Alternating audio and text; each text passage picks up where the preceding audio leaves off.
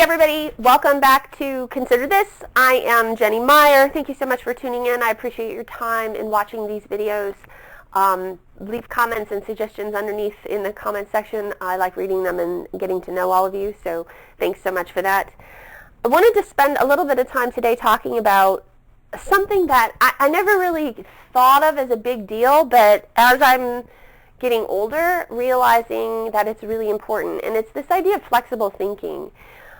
It's the ability to be solution-focused. It's the ability to find the answer, to find a way, to dig out the path. And it's a really important skill, especially if you're trying to, obtain a goal, any kind of goal. Now, the example that I'm going to use is actually with my son. So for those of you who don't know, my son has special needs, his autism. My daughter also has special needs.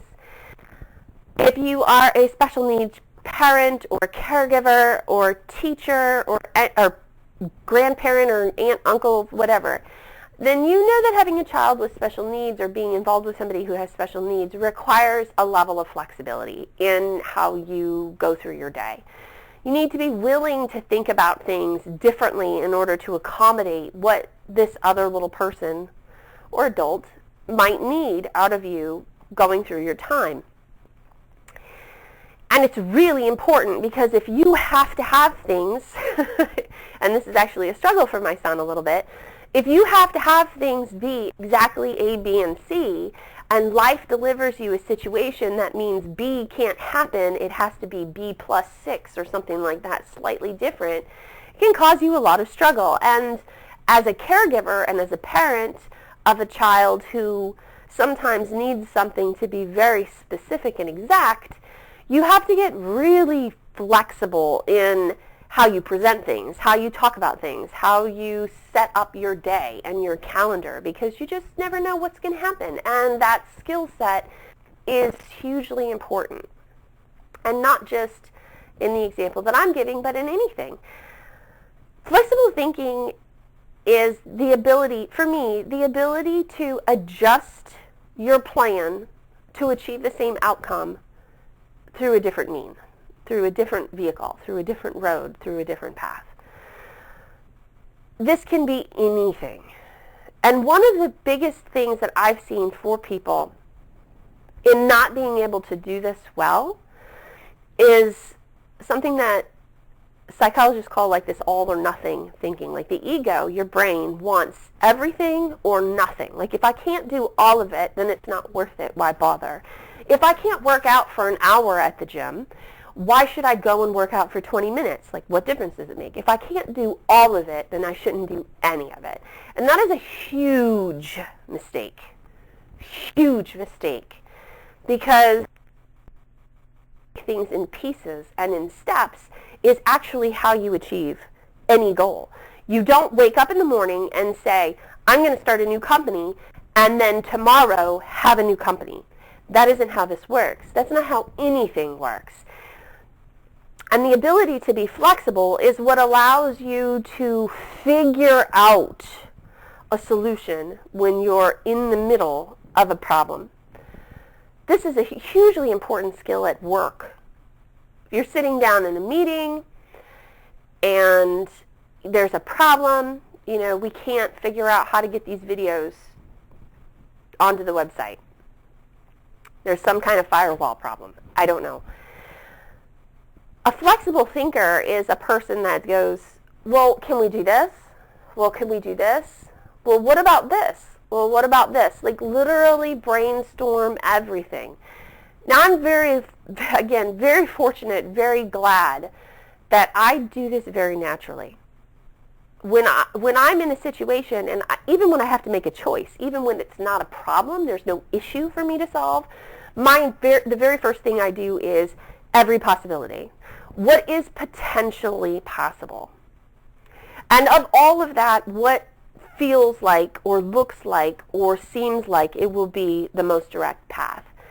And then what is, not contingency plans, because I put a lot of faith in getting stuff done, but knowing that I have alternate routes if I need to in order to get to where I want to go.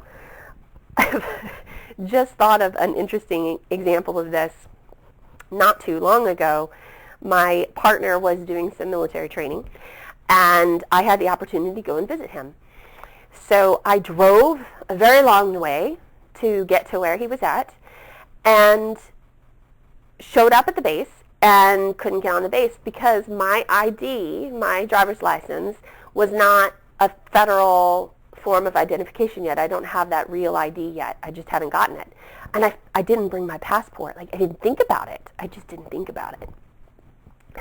We're like, major problem with trying to get in to see him. And it was the only reason that we weren't going to, I wasn't staying there. I was just, we were dropping some stuff off or whatever. And so we had, like, the two of us, sitting there at the, visitor center. Okay, well, how are we going to get done what we need to do? We've got 2 cars, and we need to combine stuff, and we need to get your stuff, and there's where your thing is, and all of these. And I mean, and the ability for us to, like, find an avenue that allowed us to accomplish what we needed to accomplish, albeit in a different way than we were anticipating, was exactly what I'm talking about, this ability to be flexible. I mean, our original idea is Jenny will just show up, she'll throw out her ID, she'll get in, and then we'll get our stuff and we'll go. And it actually ended up being this, like, mess of things because I just didn't have a federal ID with me. But there's always a way. My motto is there's always a way. I don't know what the way is, but I'm positive it's possible. And when you come at your problems like that, it's easier to not feel defeated. It gives you a sense of expectancy and eagerness and, dare I say, hope that you can figure out whatever it is that you're trying to figure out. That's powerful. It's motivating. It keeps you engaged. It means you don't check out. Now, the big problem with this for some people is a feeling of overwhelm. I have a tendency to do this to other people, and I don't mean to, but because I very naturally think of as many possibilities as I possibly can, when I'm discussing that with some people, it can feel very overwhelming. There's too much, it creates stress, and then other people kind of shut down. They're like, I can't handle this, it's too much for me. So my suggestion for you, if that is something that you experience, is to take these things pieces at a time. If you can't sit down and think of, 30 ways that something could work out, that's cool. Think of 3. And if those 3 ways don't work out, then think of 3 more. There's always a way to adjust what you need to adjust in order to get to where you want to go. I have never been able to do that as long as I remain flexible enough in my thinking. Now, this also means being flexible enough to change what it is that you're attempting to get, the parameters by which you're measuring success. A good example is maybe you're looking for a salary increase at work, and you want to be making $70,000 a year, and you make $50,000 a year right now, and you have a plan. You have a plan for getting there. Sometimes being flexible in your thinking is being flexible in your timeline. I was in that situation. I was making 50, and then I was able to make more. But I wasn't able to do it in the timeline that I wanted to initially. It took me longer than I thought it would to get to where I wanted to go. I needed to do and add things to me, to my day, to my schedule, to my work, in order to get to the ultimate outcome. So if the ultimate outcome is to get to some place, sometimes you have to be so flexible that you're willing to put your timeline aside. Sometimes you're willing to be so flexible that you're willing to completely change how you define your goal. Sometimes you need to be so flexible that the way to get to your goal has to be completely different. So, I mean, maybe you need to work 3 jobs to get to where you need to go for a little while. And then ask yourself if it's worth it, because you can do it if you're willing to be that flexible to get there. It's really very possible to do that if you're willing to go, oh, well, yeah, I guess I could do that, couldn't I? One of the things that my partner and I were together. I was a single mom for several years. And again, I've worked a job and have a child with special needs. And so there was a lot of shifting and dynamics, and somebody has something going on at school and I have something going on at work, and how am I going to get this done? And the flexible thinking involved in that is what allowed me to make sure that all of those big things were always taken care of, even if it wasn't in the way that I wanted it to be. So maybe I'm not able to go to this school function, but I can tell Grandma about it, and Grandma can go to the school function, and she can take videos, and then I can see it, and then I can talk about it with my kids after school. Or maybe there's a way for me to adjust a meeting at work so that I can be present for something at another location. Allow yourself the freedom to move and adjust and be fluid and flexible and bendy in how you approach accomplishing a task. We were just doing some yard work the other day, and we had kind of an idea of what we wanted to get done. And as we were doing it, we shifted and we adjusted based on what we had to work with. A new material, a different idea, looking at things. We had a plan, but we weren't afraid of adjusting the plan as we went along in order to get closer to what we really wanted. Don't be afraid to do that. You can find almost any solution if you are willing to be flexible enough in your thinking to get there. First step is brainstorm, brainstorm, brainstorm. Don't fall into overwhelm. If you start to stress out, limit the number of items on your list. If you can't handle 30, then just look at 3 possibilities first.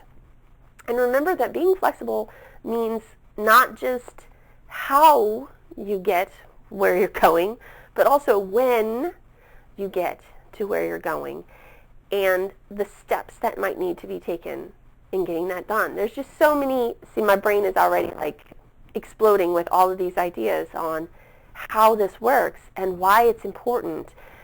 It's so critical. I think that if people could just learn to be more flexible in how they think and in what they see and in how to accomplish stuff, there would be more energy, I think, even in approaching your day. A sort of eager curiosity, ooh, it's an adventure. I wonder what's going to happen. That's powerful. It's motivating. It's a driving force for you. And you can utilize that to create and achieve and power through. It really makes you an unstoppable force. So don't give up. Keep looking for possibilities. Sometimes being flexible is knowing you don't know and you need to go find somebody who does. Don't be afraid to ask, to reach out for help. Sometimes being flexible means admitting you can't do it all on your own. Maybe you need a nanny. Maybe you need a babysitter. Maybe you need a friend. Maybe you need an attorney. Maybe you need a doctor. Maybe somebody, a professional with more knowledge in the area than you have. Read a book. Find it. There's always a way. You just need to be a little bit flexible in how you get there. So that's my little spiel for today. Thank you so much again for tuning in. Please leave a little story on a time where you had to be flexible and it worked out. It worked out great. It was all good. Leave a comment. Be sure to check out my Facebook page. You can follow me on Instagram. Every day, be on purpose. Bye, guys.